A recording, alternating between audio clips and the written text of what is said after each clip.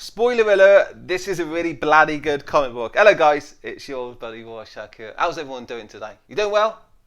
Fantastic, glad to hear it. Okay then, so we've been calling Marvel Comics SJW Marvel for quite a few years now, haven't we? Perhaps it's time to finally realise that there is genuine light, there is genuine change coming to Marvel Comics, because I've been reading some good ones recently. The Amazing Spider-Man was actually pretty amazing. Nick Spencer's done a great job with that book. And the House of X, this is issue number 1, released this week, is doing the same thing. It's bringing some quality back to Marvel Comics. So what you need to do in terms of picking up your weekly dose of Marvel books is avoid the Star Wars books. They're not so good. I don't know if the Saladin Ahmeds and the Ta-Nehisi Coates of the world will be your kind of thing, unless you are an African American nationalist and you want to continuously press that button of white guilt, hoping that money will come out of the other end.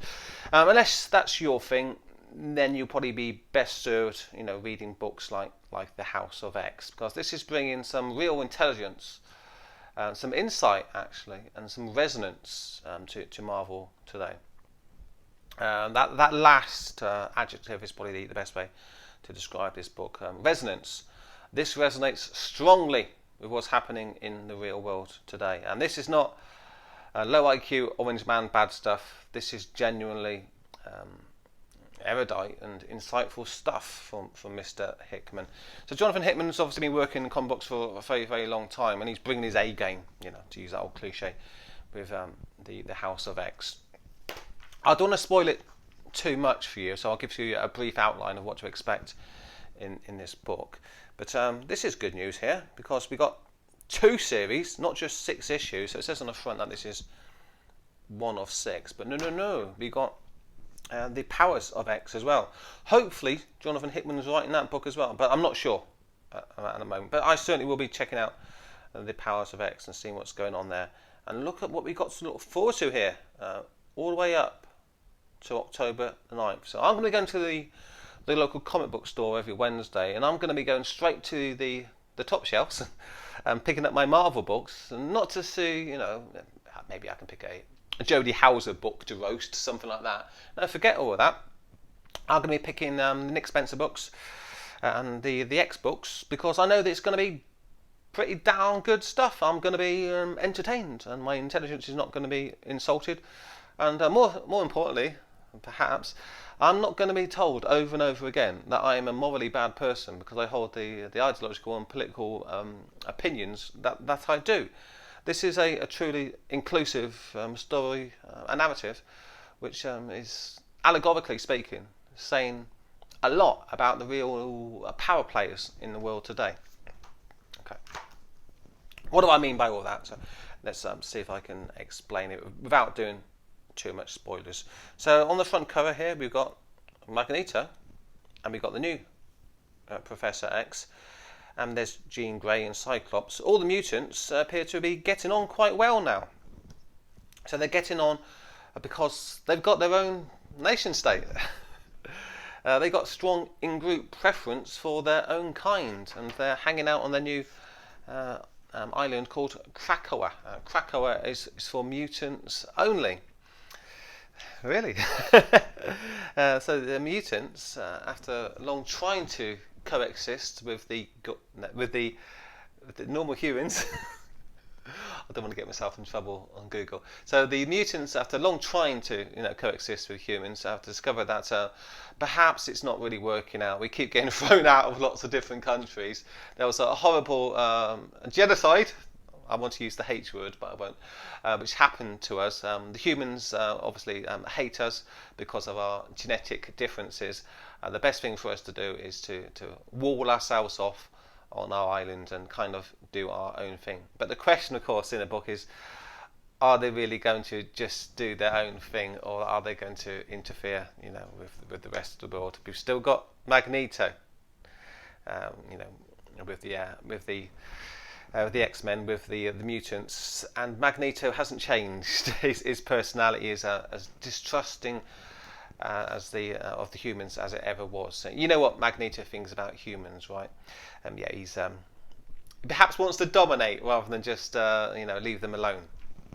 Okay, the good thing about this story, the narrative structure here, all right, is that they'll give you some of this action here, and there's not loads of Bendis panels everywhere. It's doing what comic books should be doing. It's letting the visuals do the storytelling mainly, and if the visuals perhaps leave you feeling a little bit confused about the narrative, about the context, about what's going on in the world, then you get these lovely moments here. There's about 4 or 5 double pages like this, which gives you the all the information that you need to enjoy the story. This is very accessible. It's very reader friendly. You don't need to know anything at all about even the X-Men. If you know nothing about the X-Men, if you haven't even seen any of the movies, you could read this book and you'll know exactly what is going on, because it's been designed to be read. It's been designed to be enjoyable, smart, and to be read, which you can't always say about lots of comic books today. You often read comic books, don't you, and you think, who on earth was this designed for? It was obviously not designed for the reader. This book was designed for the reader and designed to be smart and to be enjoyed. So this is very interesting. The Flowers of Krakoa. What are the Flowers of Krakoa? So the mutants are on their island, but their island is not recognised by the rest of the world. Okay, so what they're going to do, the mutants are going to offer these drugs, which come from the Flowers of Krakoa, to the rest of humankind. Look what the drugs provide. We've got one here which extends human life for 5 years. We've got one which is a strong antibiotic. And this drug interests me very much indeed. It's a flower which produces a drug that cures diseases of the mind in humans. Imagine a drug that cured the disease of white guilt and cultural Marxism. That would really change the Western world, wouldn't it?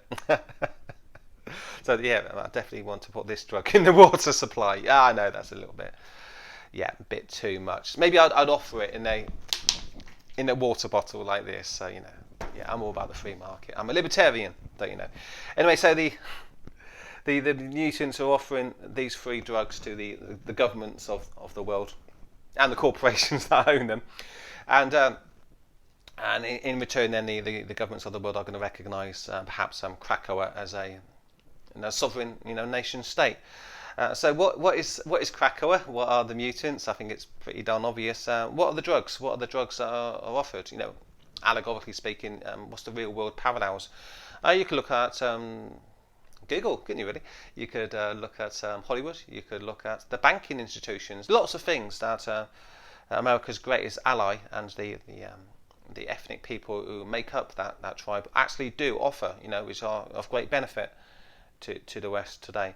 But in offering the drugs that seemingly benefit the West, is it really a good idea to have this group of mutants, right, with the abilities that they have, basically acting as, and it says at the end of the book here, Magneto, as the new gods? Do we really want to have new gods with so much power? And that's the premise of the book, really, the question that underlies everything that's happening here. The mutants have been oppressed, haven't they? They've been a marginalised group. They've been the victims of atrocities and bigotry and violence. And now they've got their own nation state. They're offering these beneficial drugs to the rest of the world, but perhaps they have a little bit too much power. Do you see how smart and resonant this book really is? So this is Jonathan Hickman at the very top of his game. He's obviously put a lot of thought into this, and I appreciate it very much indeed. It's probably the smartest Marvel comic book that I've read in, must be a couple of decades now. The Amazing Spider-Man arc by Nick Spencer was just an enjoyable, kind of old-fashioned, really, big game hunter book without any poisonous ideology in it. It was just enjoyable. But this is going to be not only enjoyable but smart and insightful as well. So I've got no hesitation whatsoever in giving it the Rorschach thumbs up. Okay, so if you're looking for a smart comic book to enjoy over the next few months, Marvel wins, I think, and poor old DC with Curse of the White Knight, it kind of pales in comparison. Not so smart very smart. Nice one, Marvel. See, if you produce something that's of obvious quality, as evil comic skaters are going to, be completely honest and let the world know that you're producing, good quality product here. Okay, I think I'll end the review there. I think I've said all I want to say, but what do you guys think of the book? If you haven't read it, read it. Let me know in the comments down below. So cheers, take care, and I'll catch you all later.